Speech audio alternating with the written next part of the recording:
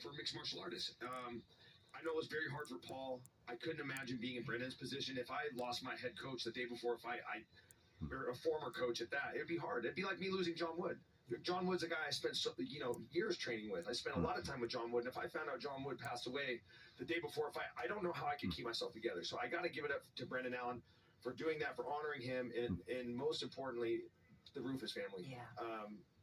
My prayers go out to you guys. I don't know them on a personal level. I only know Duke and some of the people that he's had an impact on. So my prayers go out to Duke, his family, everybody at Roufus Sport, and all the fighters that he's left a lasting impact on. Yeah, there's nothing we're going to be able to say that's going to make anybody connected to Duke feel any better. I just went through the same thing myself that poor Paul had to do today on air. I really feel for him. I feel for Duke's family. I feel for the Pettis brothers. It was almost like Duke Roufus and the Pettis family are synonymous as one. You don't see one without the other. You don't hear about one without hearing about the other. Duke has been nothing but nice to me. I've never had a negative interaction with the man. I've always had great conversations. And Duke's the type of person that would always leave you with something, or you would leave that interaction and go, man, I never thought about that.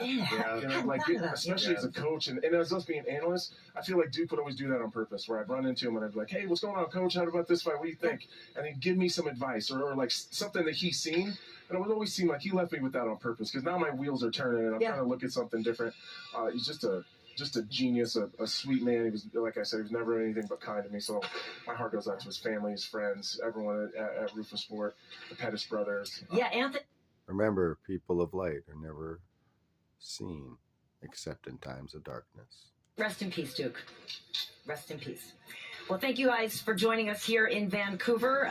We had a great time. The fights showed out. The Canadian fans, as you guys said, are always awesome. And, we really do appreciate it. As we sign off here from Rogers Arena, the Octagon is on its way to Abu Dhabi. 2 title fights next week, folks. Thanks so much for joining us. UFC 321 is on deck. We are saying goodbye from Rogers Arena. Time to... 321 adds up to what? A 6.